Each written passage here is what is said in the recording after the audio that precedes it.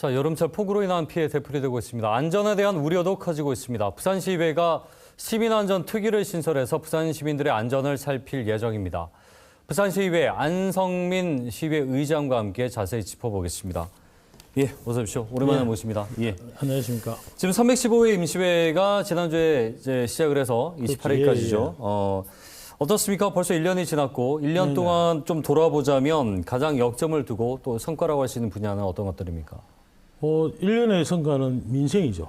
네. 코로나19부터 시작해갖고 전 세계적인 글로벌 경제 위기에 우리 시민들이 되게 힘들어했기 때문에 어떻게 하면은 민생 경제를 빨리 회복시키기 위해서 최선을 다했고요. 그 결과로 소상공인 그 청년을 위해 가지고 저금리 대안대출 지원 프로그램을 저희들이 지금 했고 지금도 그렇게 고금리를 쓰시는 분이 있다 그러면 가까운 부산은행 지점을 가서 상담을 하시면 됩니다.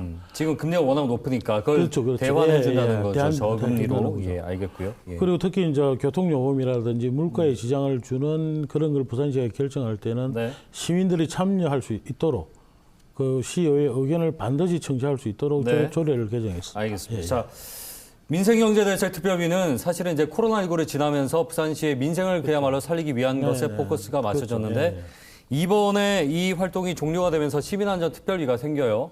키워드가 민생경제에서 안전으로 갔습니다. 안전으로 갔죠. 이게 뭐 배경이 있을 텐데요. 예.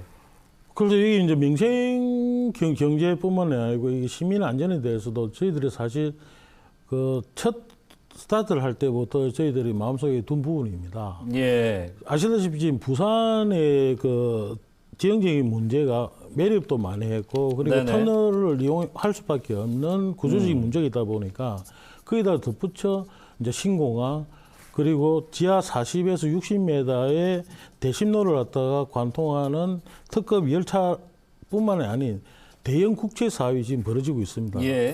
그러면은 당연히 이 시민 안전에 대해서는 의회가 한번 점검할 필요가 있다.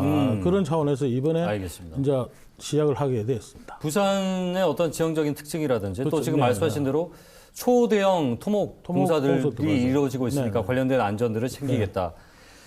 뭐 의장님께서도 잘 아시겠지만 지금 기록적인 폭우 때문에 부산에도 지금 실종자 아직까지 찾지 못하고 있고요. 이상 기후에 대한 대비가 이렇게나 안 됐나 싶을 만큼 많은 국민들이 좀 통탄해하고 있습니다. 이 부분도 시민안전특위에서 좀 챙겨야 될 것 같은데요. 어떻게 좀 보고 계십니까? 그래서 이 기후가 변하다 보니까 지금 현재 시스템 가지고는 아무런 대책을 마련할 수가 없단 말입니다. 특히 기상 관련된 지금 기존의 데이터가 사실 무용지물입니다. 그래서 이제는 기후 변화에 따른 가상의 예측 시스템을 준비도 해야 되고 결국은 가장 크게 문제가 되는 지하차도가 없는 지하차도가 없는 우리 교통체계를 구축할 수 있도록 저희 시의회에서 시에다가 많은 주문을 하도록 하겠습니다. 그러니까 그 지하차도에서 초량 지하차도 사고 때도 그랬고 이번에 그 충북에서도 난 사고도 그랬고 지하차도를 없앨 수 있다면 그러니까 대안도로를 만들 수 있다면 가장 좋을 텐데. 왜냐하면 지금 지하차도 가지고는 어떠한 대책을 가는데도 아무런 대책이 있을 수는 없죠. 알겠습니다. 지난 4월 말에 고 황예서양 그 스쿨존 사고 이후에도 사고들이 여러 번 난 거 의장님 잘 아시지 않습니까? 일단 여기에 대한 대책을 지금 세워둔 게 있습니까? 구체적으로 지금 뭐 여러 가지들이 쏟아져 나오고 있긴 합니다만. 글쎄요, 뭐 지금 뭐 CCTV를 확대하는 문제라든지 제대로 방어를 할 수 있는 울타리를 설치하는 문제뿐만 아니라 결국 뭐냐면은 학생들이 편안하게 갈 수 있는 통학로를 확보한다는 것입니다. 그런데 아시다시피 부산은 삼복도로부터 시작하고 일단 통행로 자체가 좁은 것이 현실입니다. 그래서 지금은 도로보다는 보도를 더 확대를 해야 되는 것이고 그런데 어느 도로를 보게 되면은 그것조차 확보가 안 되는 곳이 있습니다. 그래서 그런 부분은 전신주를 지하로 매설할 수 있는 방법을 강구해야죠. 물리적인 통로를 확보를 하겠다. 반드시 확보를. 사실 이거는 도로마다 상황이 다르기 때문에 일일이 챙겨야만 가능한 부분 같습니다. 요건 짧게 좀 앞서 이제 박선자 기자 리포트에도 나왔지만 교육청에 2조 원 가까운 기금을 그렇죠. 예, 예. 사용할 수 있는 근거와 그리고 네. 교육청의 정확한 입장, 현재 네. 입장이 어떻습니까? 그래서 이 부분을 가지고 저희들이 그 한윤수 교육감하고 한 6개월 전부터 계속 토론을 하고 있었고, 네. 그래서 이 부분에 대해서는 아주 좋은 방향으로, 거기다 지금 박용준 시장도 여기에 대해서는 적극적으로 지금 풀려고 지금 노력을 하고 있습니다. 예, 예, 알겠습니다. 그래서 일단 이 기금이 빨리 투입이 돼야만이 빠른 시일 내에 제대로 된 동료를 확보할 수 있습니다. 일단은 긍정적인 방향으로. 그렇죠. 네네. 예, 앞서 리포트에서 조금 이제 우려 섞인 목소리를 예, 있었는데. 그렇죠. 예. 알겠습니다.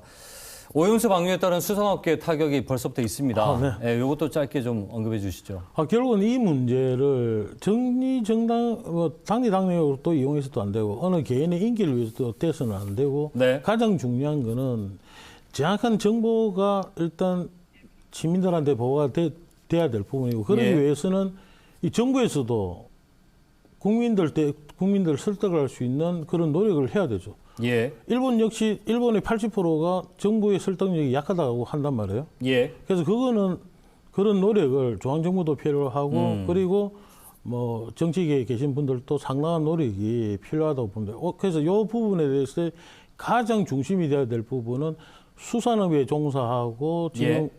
괴소문이나 이런 데 떨고 있는 국민들의 안위가 제일 중요하다고 봅니다. 알겠습니다. 자, 지금 고리원전 2호기 수명 연장 관련해서 그리고 이제 건식 저장 시설, 이 주민 공청회조차도 이제 부족했다는 그렇죠. 소리들이 많아요. 네네네. 이것도 정리 한번 해주시죠. 그래서 이 부분에 대해서는 가장 그 중요한 게 원자력이라는 것이 가장 안전적이고 가장 친환경적인 겁니다. 예. 그 부분에 대해서 고민이 있는데 결국은 이러한 내용들을 모든 공개하는 자료가 시민들이 쉽게 이해할 수 있고 쉽게 접근할 수 있는 방법을 강구를 해야만 이 문제가 저는 해결이 된다고. 알겠습니다. 그러니까 시민들이 답답해하고 불안해하는 그렇죠. 것들을 명확하게 꿰뚫어줄 수 있는 자료들. 그 자료들 그러니까 보면 방식. 너무 어렵게 하다 그러니까요. 보니까 시민들이 알 수가 없죠. 알겠습니다. 시간이 다 돼가지고요. 오늘 말씀 여기까지 듣겠습니다. 고맙습니다. 네, 고맙습니다. 부산시의회 안성민 의장과 함께 얘기 나눠봤습니다.